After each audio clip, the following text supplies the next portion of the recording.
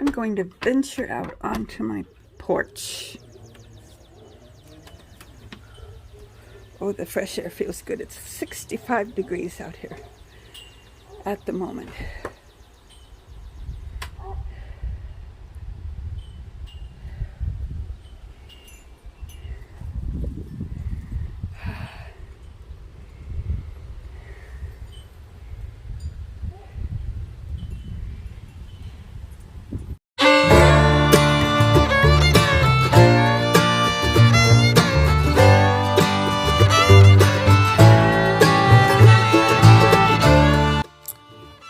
Darlene here. Welcome to my channel and welcome to Shed Wars.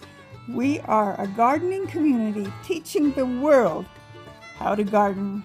So I hope you enjoy today's video. Are you ready? Let's go.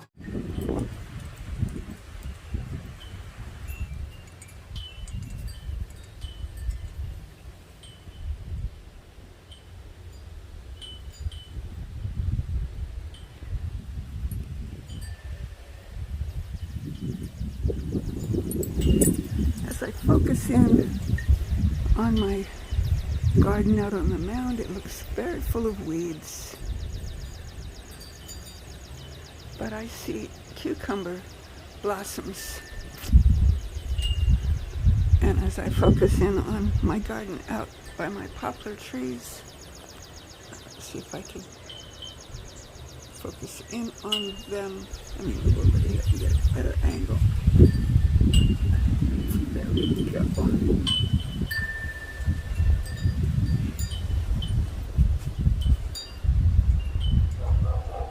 And I see some squash blossoms. And I'll bring it back down a little smaller here and show you my garden. Quite the jungle. Quite the jungle. I have some beautiful zinnias there. I see. You may ask, why does it look this way?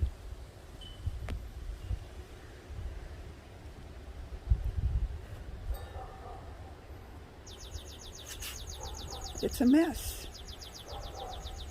It truly is a mess. So I'm going to go back in the house and explain why.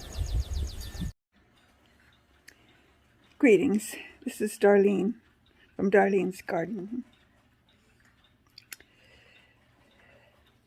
Today is August 27th. 2022. Nearly a month ago, on July 30th, 2022, we went to a car show. It was fun. I love going to car shows. It was a hot day, like over 100. Not sure how hot it got, but the days had been running around 110.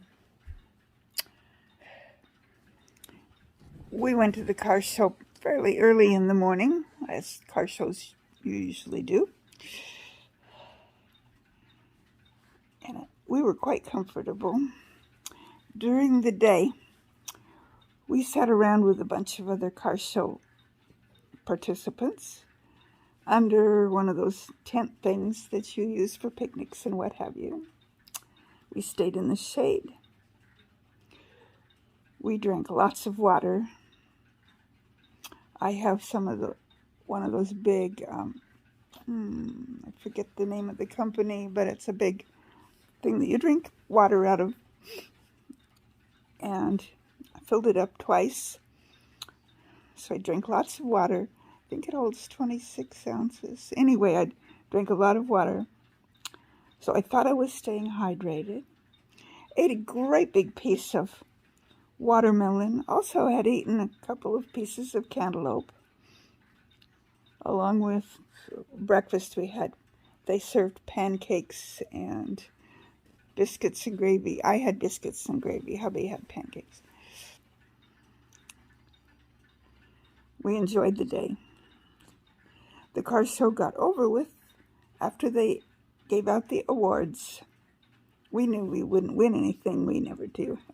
Our car is beautiful, but it doesn't compare with the shiny red ones and the ones back in the 20s. Ours is a 1966 Starfire, and it is quite pretty, but it's white with a little red pinstripe down the side. So it's not as showy as some of the cars at car shows, and they're the ones that always do the winning. Around 2:30-ish in the afternoon, the car show was over with. We got in the car. I had been wearing a hat during the day, so that just because it was hot to protect me. But when I went to get in the car seat was hot, so I put the hat under my legs because I was wearing shorts and the seat was hot. We rolled down the windows and took off for home, going on the back roads, not on the freeway. No air conditioning in our old car, of course. But the wind was blowing in my face, and the scenery along the Columbia River was beautiful. And the wheat fields, it was just good. At one point, we were still a ways from home. Well, quite a ways, probably. I felt a little bit sleepy, but I always do when I ride in the car. That's nothing new. So I decided I didn't want to sleep. I wanted to stay awake. So be it. The next thing I knew, I was laying down with cold things all over me and a noise going, woo, woo, woo, woo. What I didn't know was that, no, I hadn't gone to sleep. I had totally passed out. I didn't know that. Usually when you start to pass out, you get lightheaded or whatever, or nauseous a little bit. None of that. I had no signals at all. I was just gone. I mean, I was alive, but unconscious. My brain had no activity. Well, I'm sure it was functioning, but when I say it had no activity, I have no memory of any of this. At one point, my husband thought I was sleeping because it's common for me to sleep in the car. Okay, he thought I was sleeping. We got to a little town that's on the way home, and he said, we're almost home. Well, man, we had another, 15 miles maybe. He thought I had responded, but apparently I wasn't awake and I wasn't conscious enough I had no idea he'd said anything to me. So we got home, and I'm recalling this story by having it told to me because I have no memory of it. None. Blank.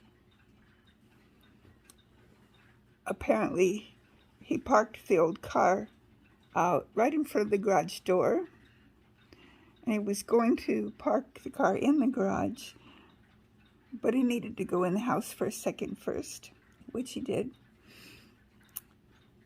And he put his phone in the garage, apparently, came back out, noticed I hadn't gotten out of the car. When he came over to ask me why, he also noticed I'd thrown up on myself, which, like I said, I have zero memory of this. Well, he tried to get me out of the car. I fell onto the cement driveway on my knees. I was on my knees. He couldn't get me up. He realized at that point that I was not being responsive. the neighbor drove past. He flagged down the neighbor. The neighbor called 911, and then Jim, my husband, realized that my phone was in the car, so he used my phone. They both called 911. The ambulance is down kind of at the end of the street and down a block or two from us. So, like about half a mile maybe, at the most, it took for the ambulance to get to us. So the ambulance came quick. They put me in the ambulance and rushed me off to the hospital. In the ambulance, they put all these ice packs on me. And that's the point. We were nearly to the town where the hospital is when I started coming to. Because the ice packs are on me. It's like, what's going on? And people fussing with me. And I heard the woo, woo, woo, woo. Well, it didn't take me but a bit to realize I was in an ambulance. Something had happened. I hadn't been aware of anything happening, but obviously it did. And the more alert I became, the more I kept saying, my legs hurt, my legs hurt, my legs hurt. Well, the ambulance attendants were not worried about my legs at that point. They told my husband when they got to the hospital, my temperature was 104.9.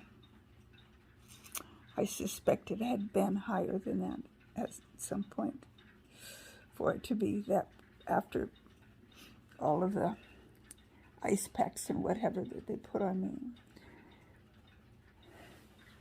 You know how when you go to the emergency room, sometimes you sit there forever waiting for somebody to attend to you. Not me. They were Johnny on the spot, hovering over me, doing things, moving the ice around, poking me with things, putting an IV in me, putting heart monitors on me. They were very attentive to me. Their goal, and again I kept telling them my legs hurt, my legs hurt, my legs hurt. Well, they did look at my legs, but again, that was not their primary focus right then.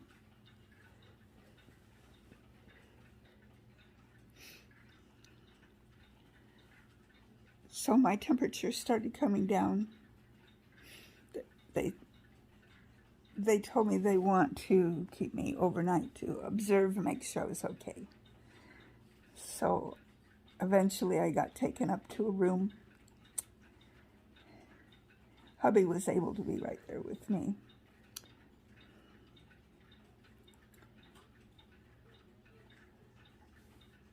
But I did, at one point, after I got settled into my room, I did send him home because he needed his rest. And I knew I was going to be fine from that point on.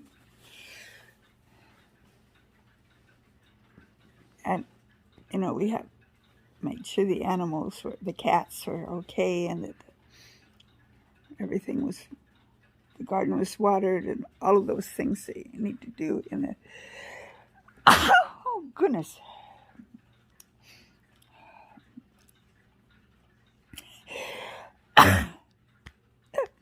I had my morning talk with you before I had my morning sneeze out session. Practically every day of my life. Okay.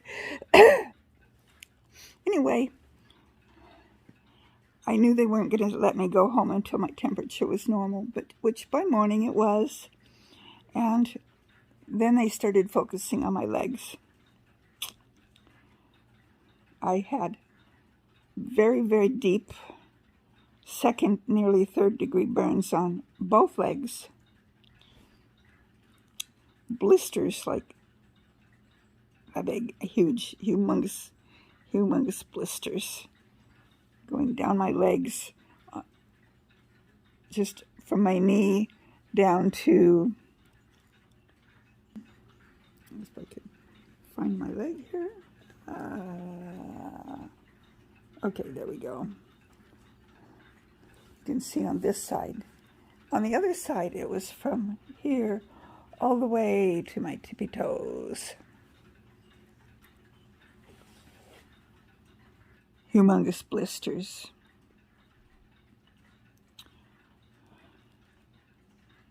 So they attended to those by putting some, it's silver, I forget the exact name, it's a cream that has silver in it on there, and wrapping my legs with non-stick pads and gauze and whatever. Got me all wrapped up. And gave me pain pills because I kept complaining that it hurt, which it still does, to tell you the truth. Anyway, so I've been home ever since. My husband will not let me go out and work in the garden. He went out and checked on a few things several times, brought me a cucumber, which I put in a video. I need to have him check again because I suspect I might have more. He said I had tomatoes, but they weren't ripe yet. He didn't see any squash out there, and that blossom that I showed you that I saw, I think is a summer squash. It was a volunteer. And of course my winter squashes, I'm not worried about them. They'll have a month or so still sitting out there to do their thing. But I haven't been able to go out in the garden. I just went out on the porch. That's all the further I can go. And I'm really not supposed to do that. I mean, I can, but I can't. Hubby won't let me. He wants me to stay quiet, stay clean. He's afraid that dust will get in there. We're working real hard to make sure that nothing gets infected. By now, most everything is scabbed over. It looks pretty ugly. Well, it looked ugly all along, but the scabs are pretty ugly, but little bits and pieces kind of fluff off occasionally. So that's my gardening tale. It's like, what can you do when you can't? Okay, so I made a video about planting some cabbage and some basil indoors. I plan to plant some more things, but I'm kind of procrastinating. It's like, am I really going to have the energy, the strength to take care of them once they get big enough to put outside in the garden? And you saw how messy the garden is. That kind of needs to be taken care of. It may not get taken care of. It may. I don't know how long it'll take for all of these scabs to come off of my legs. And I noticed since my ordeal, oh, I forgot to tell you what the prognosis on it was. The reason all this happened was because I had a heat stroke. The burns are just the result of what happened because of the heat stroke. It was the heat stroke that caused me to pass out.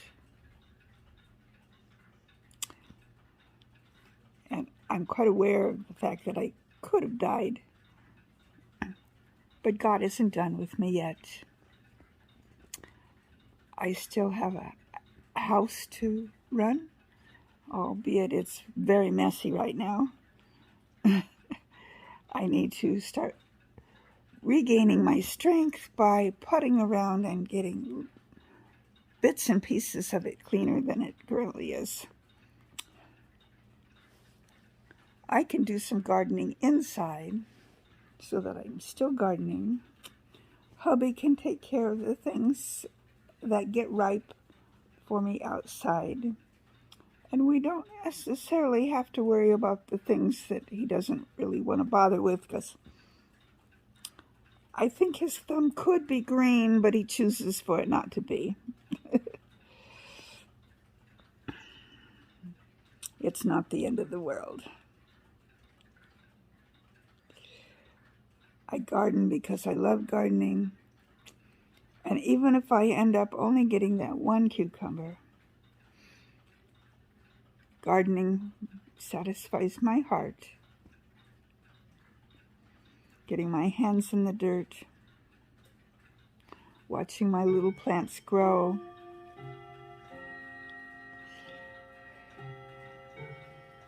watching the plants make fruit, being able to eat my harvest.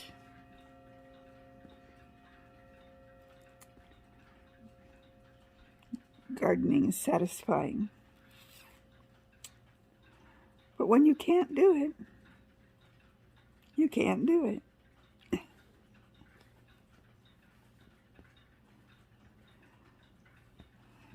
Maybe in the process I will make my husband more interested in helping me. Oh, he's been an angel helping me in the house.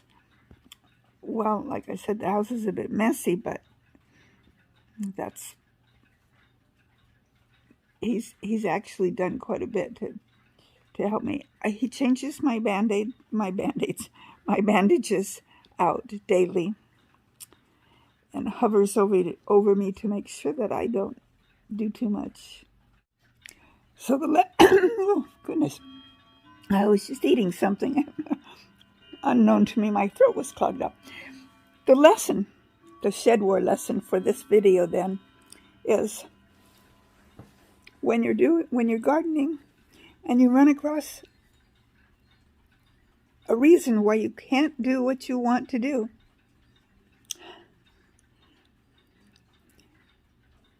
then just do what you can.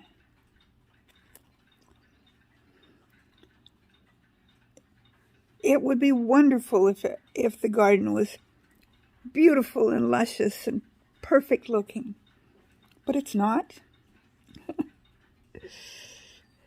And it won't be. There's a couple more months left of our SHEDWARS collaboration. And as you probably know, we are to make 2 videos a month. This is my second one for the month of August. So I've got September and October. I will probably be able to come up with something SHEDWAR related that can be an official SHEDWAR video. I'm hoping I can anyway. I would like to be able to finish out my SHEDWAR year and not just have to quit. I don't tend to be a quitter.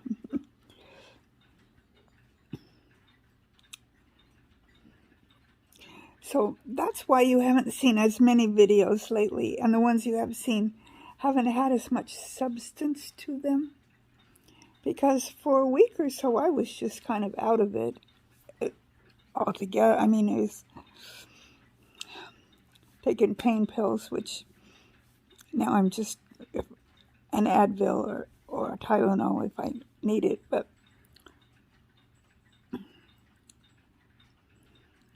And building my strength back up, because that heat stroke just really zapped my strength.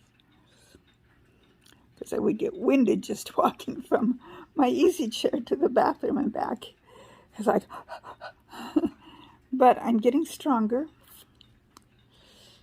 And I'm hoping I can convince hubby that I need to at least take a walk around the yard at some point in the not too distant future, so that I can see close up what things are doing and give him instructions on how to do some things for me. So that's my tale for today.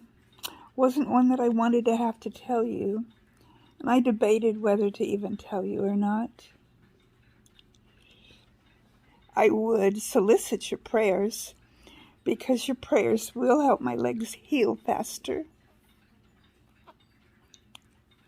And I know that some of you who pray probably prayed for me without realizing you were praying for me.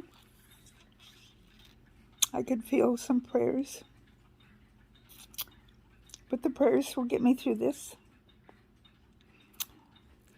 And I will eventually be back to my normal old lady self.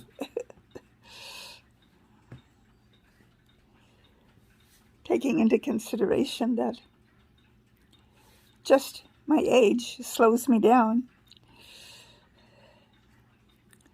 But I will regain my strength so that I get back to normal or close to normal. And I will be very careful of going out in the heat because I'm more susceptible to it now.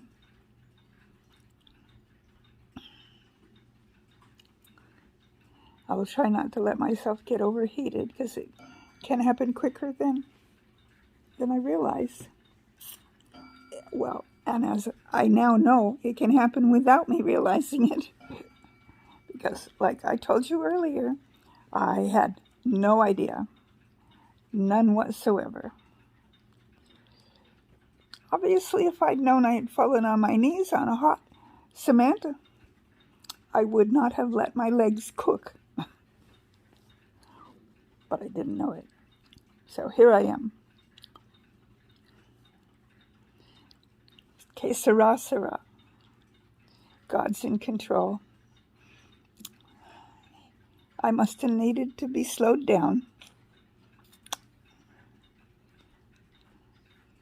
I'm hoping, wishing, praying that you are all successful and that none of you have gotten hurt by the heat or any other things that come along in our lives that impair our health. I'm very thankful for all of you.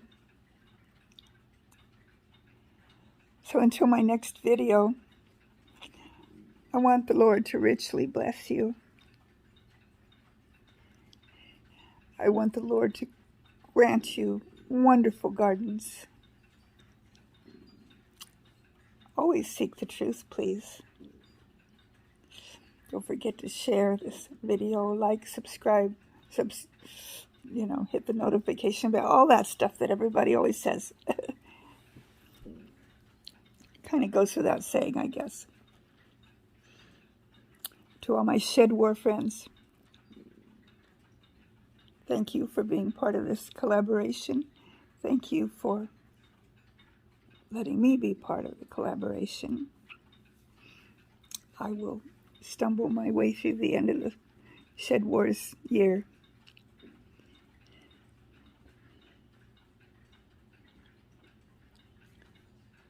Until next time.